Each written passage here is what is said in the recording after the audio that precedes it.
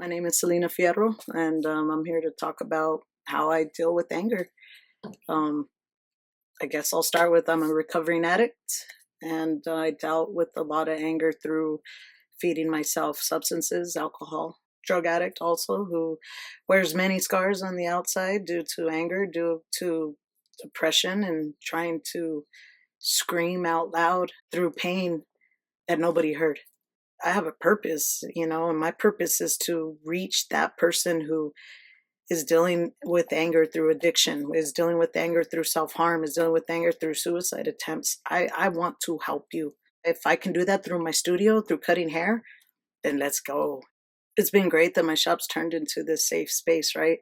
But that place has always been a safe space for me. You know what I mean? I guess as far as like letting people talk and letting me talk, and I tend to talk a lot. I'm very open with what I went through because I don't want other people to ever go through what I went through, so my shop, it's definitely grown as far as like the LGBTQ community, and unfortunately we deal with a lot of addiction in our community. We deal with a lot of self-harm. We deal with just a lot of self-loathing in general in our community, right? And once we get past that pain, once we get past whatever it is that we are dealing with, we see how beautiful and amazing we really are.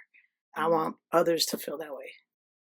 I didn't grow up saying, oh, I can't wait to sell dope. I can't wait to sell coke. I can't wait to get in fights. I can't wait to get arrested. I did not grow up asking for any of this. It all just unfolded. And because I was never taught who I was, the Jehovah's Witnesses told me who I was my whole life. And when I couldn't take it anymore because I'm gay, I've been having crushes on girls all throughout being in the church. This older woman starts studying with me because I need to get baptized. Now I have a huge crush on her. Like all these emotions and feelings that a normal prepubescent teenager had, mine was on the man side, and I never got to let it out. And by the time I turned 19, got my barber's license, and I fled from there so fast. But I never gained worth. I never had practice. I never knew what real love was. I've been being a secret my whole life. So then I allowed women to keep me as a secret. Now I'm dating straight women, right? Because I don't know, right? If I date a straight woman, then I'm not really gay, and that just means she loves me. I've been simping on unavailable women because they're only there for the attention. I didn't know my worth. I didn't know my accountability. So now that one breaks my heart. Now I'm cutting myself more. So now my heart's broken over here. Now I'm drinking more. Like it's just an endless story of self-sabotage because I never was able to feel what I wanted to feel. And every year the anger is just getting deeper and deeper. And I'm getting more and more courageous to just do it. I don't care about nothing. I don't care about no one. You want to fight? Let's go. I put myself in dangerous situations because that's how fiery and angry I was. I'm grateful to be here. I've been cutting myself since I was probably 13, 14, right? And these are things that my parents don't know. These are things that nobody knows. But it's a sickness, right? And that cutting starts getting deeper. And that cutting, you start getting more, you're not fearing it as much anymore, right? And then the next cut goes deeper. And then the next cut moves to somewhere more dangerous, Then now you have 30 some years trapped in this crazy discomfort that you've just been trying to put away with addiction and codependency. And now you're slicing your throat. Now I'm standing on a bridge ready to jump off, bleeding out. That's where this pain goes. And until you take this accountability, until you can sit with that pain, some people don't come back from that. You have a multitude of young individuals cutting themselves now. What do we do? How do we help? I don't want to hold this key to my success to myself. I need to share this. I need to help people. I need to grab them by the shoulders and hold them and stare them in the eyes and say, you are worth everything.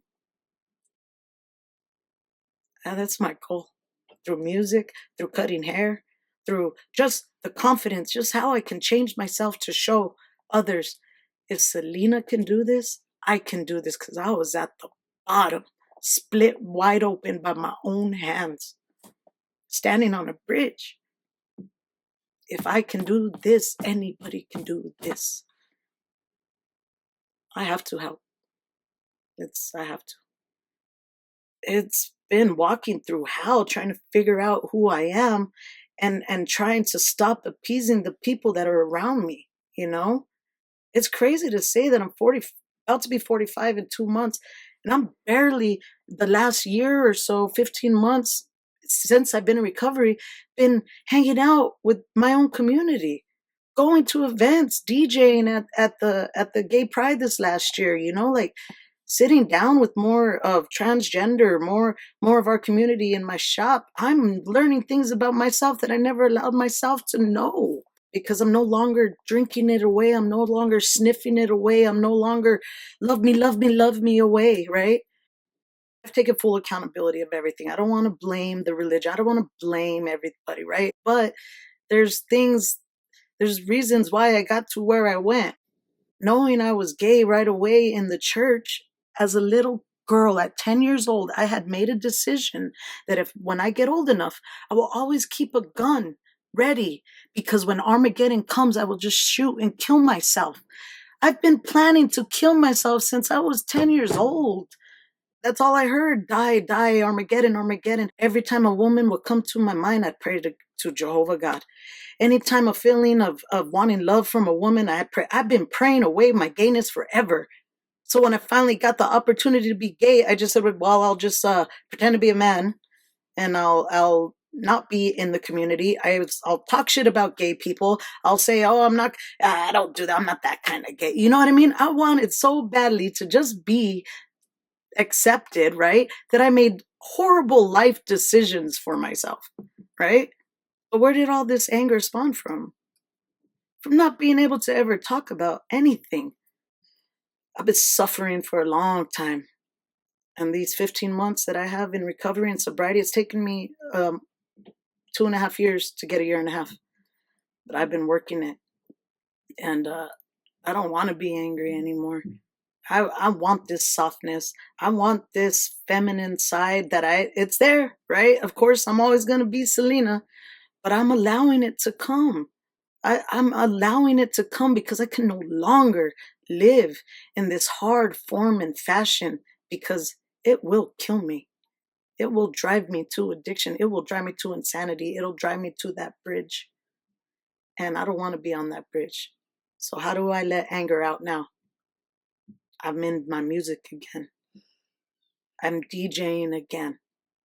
For 1 hour, if I have a gig or whatever that time is, I can let off frustration. I could play a track that says bop, bop, bop, right? That I might not be able to say in real life. And I could feel it and I can express it through the music.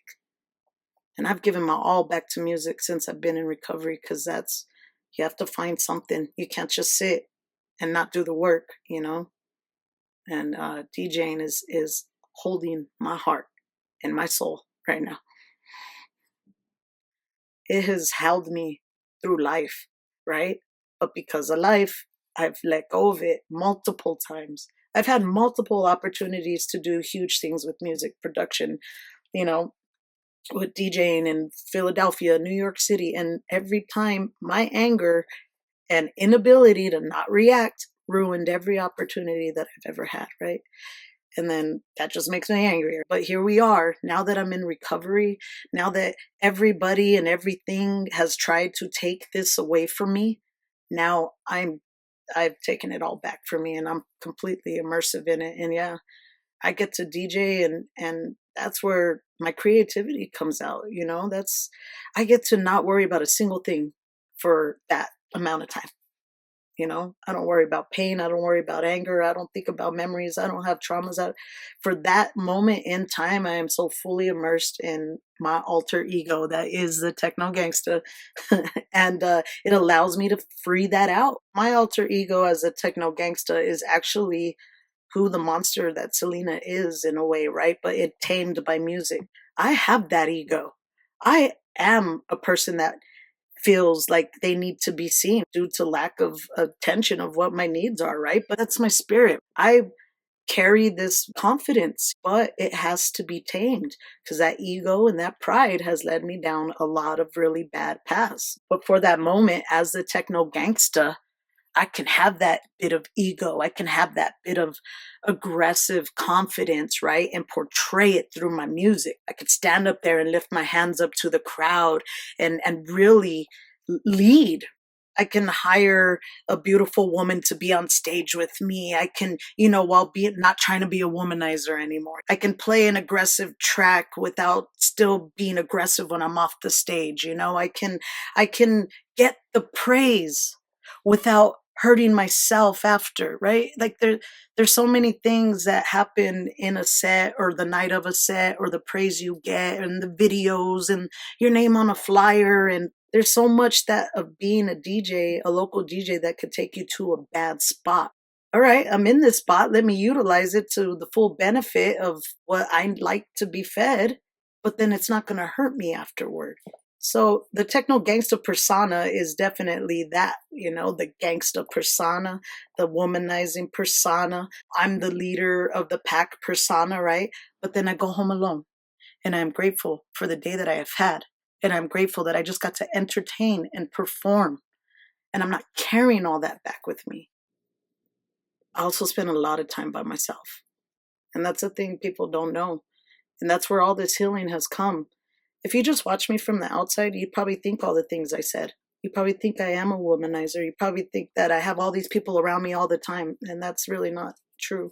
I have to be around people all the time because I'm a barber. I'm seeing 10 to 12 different people a day, right? Then I go DJ and I know everybody and it's amazing. I love it, right? But the true fact is Celina's alone. You walk a path alone, you get to see everything. This is heaven right here. Because my inability to be by myself has allowed me to let trash into my life. It's allowed me to be mediocre at best, and it's allowed me to dim the brightest light in my life. Me. This is what all the cutting's about. This is what all the pain's about. This is what the addiction's about. This is what the heartbreak's about. It's so that Celina could finally learn to be alone. I had to sit in pain. I had to sit in it. I could never sit in discomfort, right? That's where I fed it. That's where I kept feeding that monster. We need to feed it with food. We need to feed it with addiction. We need to feed it with relationships. We need to feed it with consume everything, right? But now I said, I sit in that pain. I bask in that pain. I bask in that discomfort. Because where else are you going to grow? Life is pain.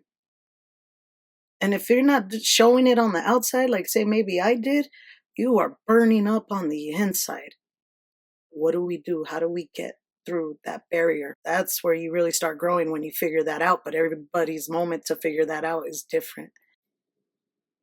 I've turned into a complete different person since I've gone through this. I need to know where to put that anger at now because it's still there. That spark is still inside of me. That self-doubt.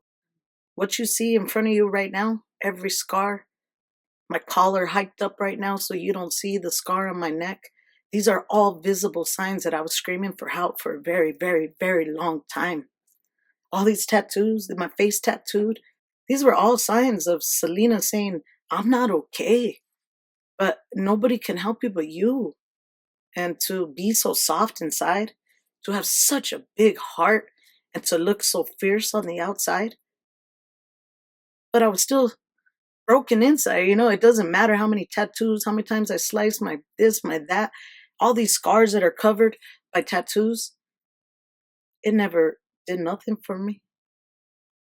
Not single one of these ever opened up my mind to want to live. It just took me closer and closer to the darkness. And then I got comfortable there. And then I liked it. I started liking being in the dark because it's way too hard to try to get to that light. I look at my scars. Man, I see this scar deeper every day.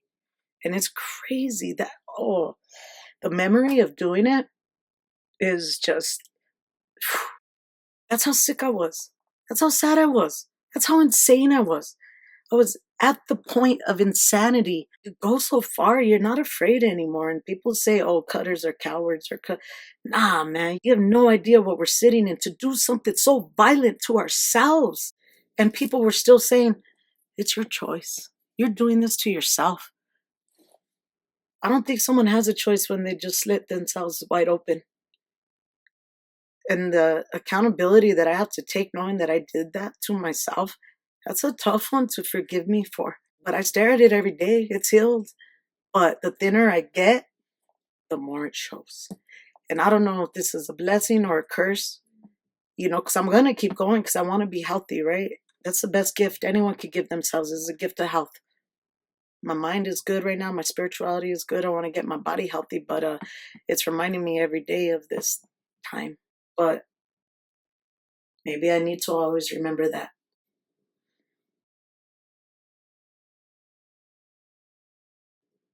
It took about 6 months out of rehab to hear birds for the first time. And I remembered being like, what is that? It's just, these are things, these are blessings that we ignore because just two birds chirping back and forth to each other was like, what the fuck? I've been stuck in the dark for so long that I blocked out birds chirping. The end goal is all the same, right? Happiness. Some take a jet to it, some take a car to it, some walk to it, some, go reroute themselves a few times, right? But all our end goal is just trying to be happy. And it's crazy because no matter how far we go, it's been here the whole time. It's you. It's fucking you. It's not your clothes, it's not your jewelry, it's not your job, it's not your partner, it's none of that. Those things make it better. But until you find it in yourself, you ain't going nowhere fast. And the person that never finds that, dang, I have amazing friends that are there with me, but I walk alone. I have to. I think one thing that I push home a lot is to follow that passion. That dream that's living inside your head right now, run towards it and fuel it and nurture it. Anything that your mind is telling you that you want to do to be creative, that you know you can do and be better, run to it. It's waiting for you. Do it. Do it now.